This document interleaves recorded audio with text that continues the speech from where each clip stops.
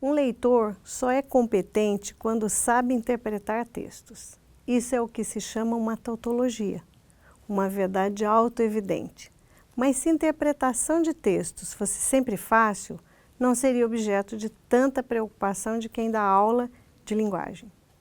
O que é exatamente interpretar um texto? No início da aula, uma definição nos auxilia. Interpretar é associar informações a textos. Essa associação nem sempre é fácil. Existem textos contraditórios, propositadamente ou não.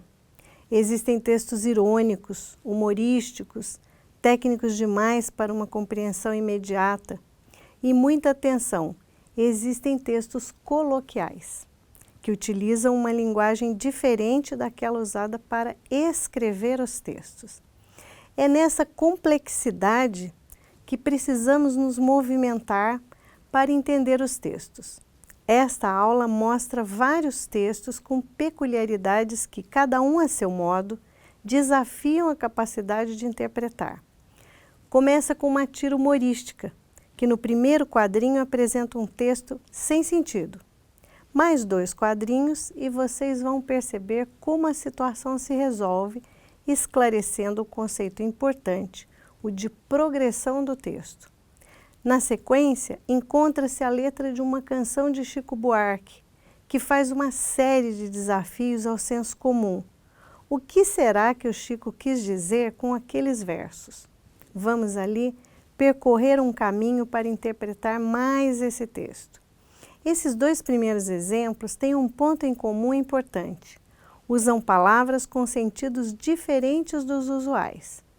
Esses 2 casos exemplificam como um mesmo tema pode ser escrito de várias formas e com sentidos diferentes.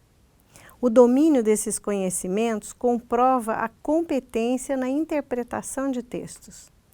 Mas será que essas semelhanças e diferenças querem dizer que não existem regras para a produção de texto além das regras gramaticais? Não é bem assim, como vamos ver a seguir.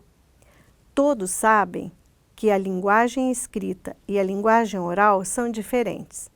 Quando um texto existe para ser lido e não ouvido, o interlocutor não está presente, como acontece no texto oral.